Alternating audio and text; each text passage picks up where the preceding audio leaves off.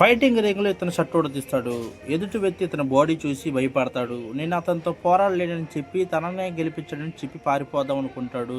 తర్వాత ఇతనికి తెలుస్తుంది అతను మామూలు వ్యక్తి కాదు, అతను ఒక బాక్సర్. అతను ఒక టీం మ్యాచ్ ఆడేటప్పుడు అట్లా ఎదుటి వ్యక్తిని పిచ్చ కొట్టుడు కొడతాడు. ఆ ఎదుటి వ్యక్తిని ఆ రకం కొడతాడంటూ తనకు బాక్సింగ్ క్యాన్సిల్ చేపిస్తారు. ఇక జీవితంలో బాక్సింగ్ అలాగే ఇలాంటి చిన్న పనులు చేసుకుంటారు. తర్వాత ఓడిపోయిన వ్యక్తి వచ్చి తన కోపంతో కత్తి పెట్టి జాక్ను పొడుస్తాడు. జాకీకి రక్తం వస్తుంది. జాక్ తన కళ్ళలో కళ్ళు పెట్టి చూస్తూ ఉంటాడు భయపడకుండా. తర్వాత అతనే భయపడి పారిపోతాడు. జాక్ తన కారులో ఉన్న టేప్ తీసుకొని తన కట్టుకి కట్టుకుంటాడు. కొంత సమయం ఆగాక ఒక అమ్మాయి వస్తుంది. నా ఓట్ల గార్డ్ వచ్చి సెక్యూరిటీ గార్డ్లా ఉంటావా, నా ఓట్ల గార్డ్ రౌడీస్ బాగా వస్తున్నాడు అనేది. జాక్ నాకు ఇంట్రెస్ట్ లేదని చెప్పి వెళ్ళిపోతాడు. తర్వాత ఒకసారి అయినా తన హోటల్ చూద్దామని మాల్కి వెళ్తాడు. అక్కడ రౌడీలు బాగా ఉంటారు. జాక్ అర్థమవుతుంది ఇక్కడ నేను పని చేయాల్సింది చాలా ఉంది. కొంతసేపుగా బైక్ గ్యాంగ్ ఒకటి వస్తుంది. ఆ హోటల్ అంతా గోల చేస్తుంది. ఇక జాక్ అర్థమవుతుంది. పార్ట్ 2 కోసం ఛానల్ సబ్స్క్రైబ్ చేయండి మామ. ఖచ్చితంగా పార్ట్ 2 అప్లోడ్ చేస్తారు.